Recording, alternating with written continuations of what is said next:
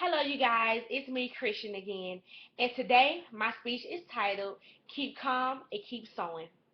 Today, I will be demonstrating to you the process of installing a sew-in and also showing you the supplies needed. So, let me explain to you exactly what a sew-in is for those of you that are not familiar with it.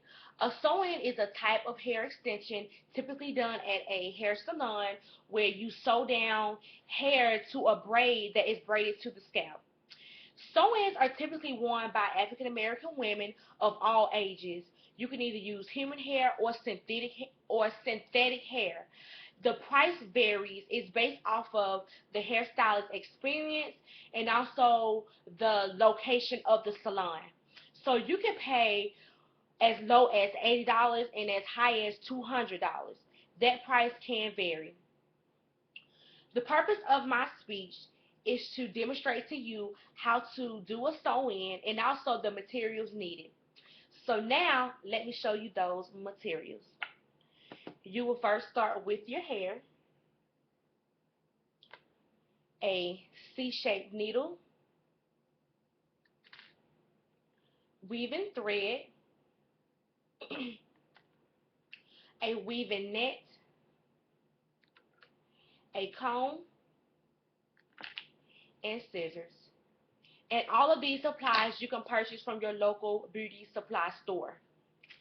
So now that we have our supplies, we will now sit down and talk about what type of hair we will be getting, because the hair can vary. You can vary by hair type, hair texture, and hair length. You can either get Brazilian, Indian, Remy, Peruvian hair. You can get body wave, body natural, deep wave, or straight hair. And the length can vary from 10-inch all the way up to 30 inches. That depends on your personality, what type of style you are trying to accomplish. So now that we have our hair, we will then shampoo and condition our hair and also our extensions. So as soon as we have that done, we will dry the hair and then we will start the braiding process. So the braiding process also varies. It's dependent on the stylist. Some stylists just want to keep it simple. They can braid just a simple cornrow going from the front of the head to the back of the head.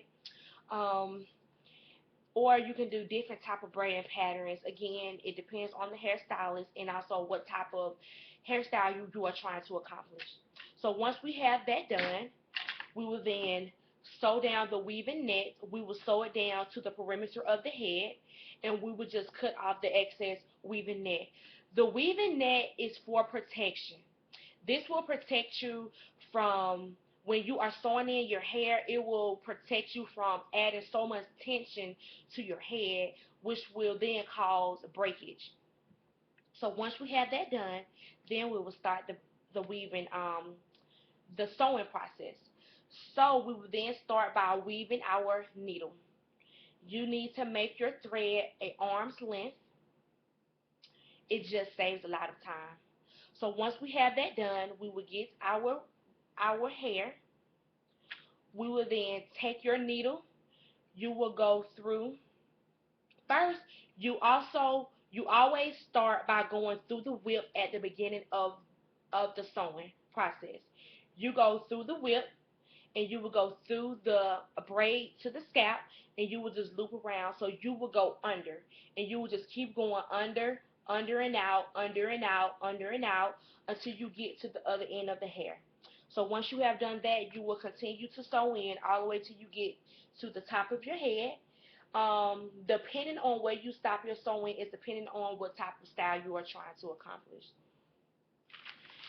So to end my speech, I will then explain to you why a sew-in is such a lifesaver, because you would just get up and go in the morning.